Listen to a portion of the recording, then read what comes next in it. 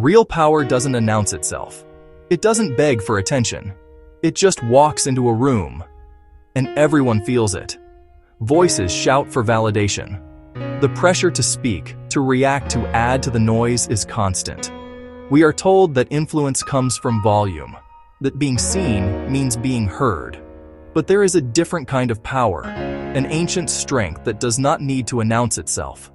This strength is found not in the noise, but in the deliberate absence of it. It is the power of silence. This is not the silence of fear or uncertainty. It is not the inability to find the right words.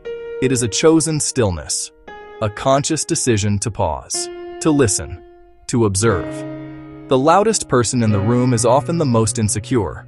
They fill the space with words, hoping to mask their own unease. The truly strong individual does not need this. Their confidence is internal. It is a quiet fortress built on discipline and self-awareness. They understand that real influence is not about speaking first, but about speaking last, if at all. Many of history's wisest figures understood this principle. They valued contemplation over chatter.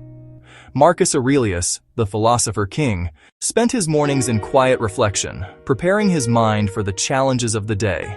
He knew that the quality of his thoughts determined the quality of his life.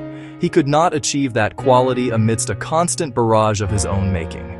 Silence was his training ground. It was where he forged the resilience needed to lead an empire. This is a timeless lesson. The world will not grant you quiet. You must claim it for yourself. It is a deliberate act of rebellion against a culture of distraction. To choose silence is to choose depth over shallowness. It is to choose substance over performance. It is a declaration that you are in control of your own mind, not a slave to the endless stream of external stimuli. This path is not for everyone. It requires patience. It requires discipline. But the rewards are immeasurable. It is the first step toward true inner strength. The first benefit of practicing silence is clarity. The mind is like a body of water. When agitated with constant chatter, it becomes murky and opaque. You cannot see what lies beneath the surface. Problems seem larger and more confusing. Your own thoughts become tangled, indistinguishable from the opinions and anxieties of others. To speak without thinking is to further stir these muddy waters. It is to react from a place of confusion, which only creates more confusion in turn. This is a state of weakness, not of command. When you intentionally create moments of quiet, the sediment begins to settle. The water clears. By withholding your immediate verbal reaction, you give your mind the space it needs to process information. You stop fueling the fire of impulse. Instead, you allow reason to take hold. You begin to see the situation for what it truly is, not what your initial emotional response tells you it is. This is where true solutions are found. They do not arise from the chaos of noise, but from the calm of a composed and focused mind. Think of the skilled archer. She does not simply pull back the string and let the arrow fly. She plants her feet. She controls her breath. She quiets her mind, focusing only on the target.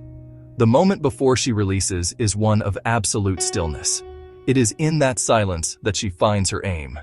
Your thoughts are your arrows. If you fire them wildly, they will miss their mark and be wasted. But if you take a moment to be still, to aim with clarity, your words and actions will strike with purpose and precision. Practicing this quietude allows you to separate the essential from the non-essential. Most of what we feel compelled to say is unimportant. It is filler. It is ego. It is a nervous habit. By filtering these impulses through a period of silence, you learn to identify what truly needs to be said. Your communication becomes more effective and more impactful. A quiet mind is not an empty mind. It is an ordered mind. It is a sharp, strategic tool ready to be deployed with intention. The second benefit of silence is the influence it grants your image. People are constantly observing you. They form their opinions not just from what you say, but from how and when you say it. A person who talks incessantly, who offers an opinion on every subject, soon finds that their words lose value. They become part of the background noise. Their speech is like currency that has been devalued through overprinting. When everything is emphasized, nothing is emphasized. Their frantic need to be heard, ironically, ensures they are not listened to. Contrast this with the person who speaks rarely, but with purpose. When they choose to break their silence, people lean in. They listen intently. Why? Because they know the words have been carefully considered. Scarcity creates value. By being economical with your speech, you signal that your words are a precious resource. You are not speaking to fill a void or to hear your own voice. You are speaking because you have something important to contribute. This self-control commands a unique form of respect that no amount of shouting can ever achieve. Your silence communicates composure and confidence. In a tense negotiation or a difficult conversation, the person who can remain calm and quiet holds the power. They are not easily provoked. They are not giving away their position through nervous chatter. Their stillness can be unsettling to an opponent, who may then talk more, revealing information they intended to hold back. This is not a manipulative trick. It is the natural result of maintaining your own inner peace while others lose theirs. Your calm becomes your strategic advantage. This does not mean you should become a cold or distant statue. Warmth and connection are vital, but they are demonstrated more powerfully through action than through empty words. A firm handshake, a focused gaze, the simple act of being fully present when someone else is talking. These non-verbal cues convey respect and strength far more effectively than a stream of platitudes. Let your character speak for you. When you do choose to use words, let them land with the weight of your entire being behind them. The third and perhaps most profound benefit of silence concerns your relationships. Meaningful connections are not built on one person's ability to talk. They are built on a mutual sense of being seen and understood. When you are constantly talking, you are not truly listening. You are simply waiting for your turn to speak. You are formulating your response, judging what is being said, or thinking about your own story. The other person feels this. They sense that they are merely a prompt for your own monologue. True listening is an act of presence. It requires you to quiet your own inner voice and create a space for someone else. When you offer someone your silent, undivided attention, you are giving them a rare and valuable gift.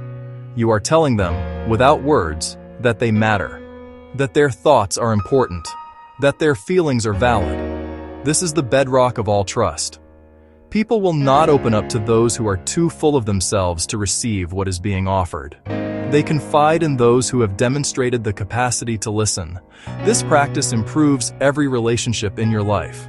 With your partner, it can turn arguments into discussions.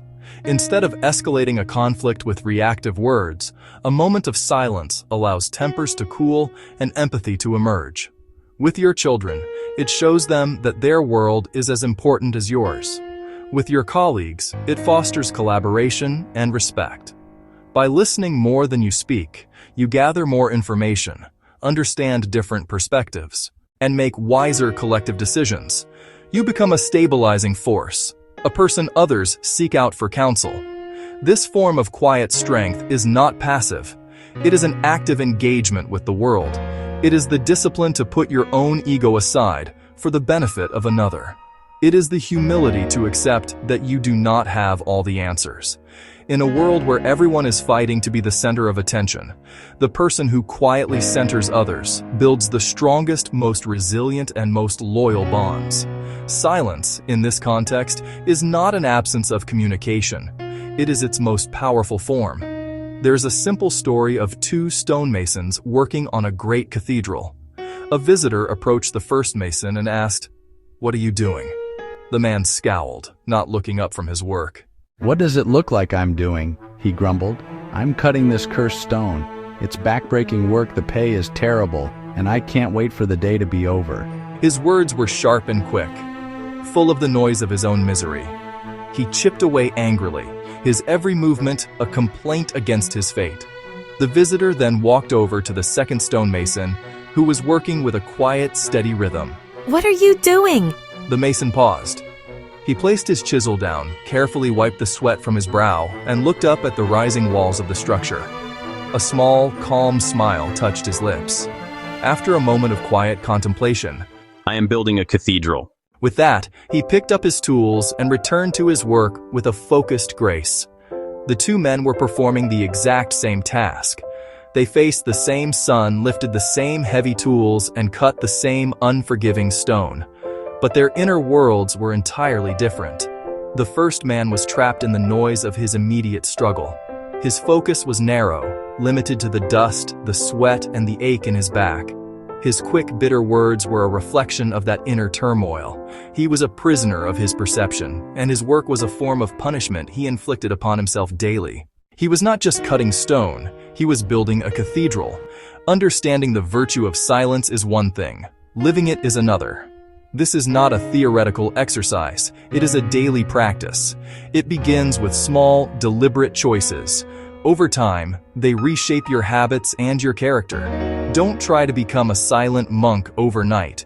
Start where you are. Carve out small pockets of stillness in your day. The goal is not to eradicate speech. Make your speech more intentional, more meaningful, more rare. Here is a simple plan. For the next week, commit to this. Each morning, before you reach for your phone, before the noise of the world floods your mind, sit in silence for 5 minutes. Do nothing. Just sit and breathe. Observe your thoughts without judgment. This centers you. It reminds you you are in control. In the evening, do the same. Spend 5 minutes in quiet reflection. Ask yourself, when did I speak unnecessarily today? When did my silence serve me or others? Bring this into your conversations. When someone speaks, make it your mission to listen. Do not interrupt. Do not form your rebuttal while they speak. When they finish, pause. Take a full, deliberate breath before you respond. This small gap is where wisdom grows. It gives you a moment to check your ego, to consider your words, to ensure what you say is true, to ensure it is necessary, to ensure it is kind. Use silence as a tool in conflict or stress. When anger rises, when you feel the urge to lash out, stop. The Stoics called this the pause. Close your mouth. Take a step back if you can. Breathe. That chosen silence can prevent a decade of regret. It is a shield against your worst impulses.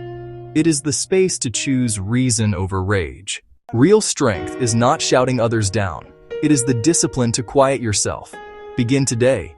Take one quiet moment. The path is right in front of you. Walk it. The power of silence. Why real men don't talk too much? Because their actions and their presence speak for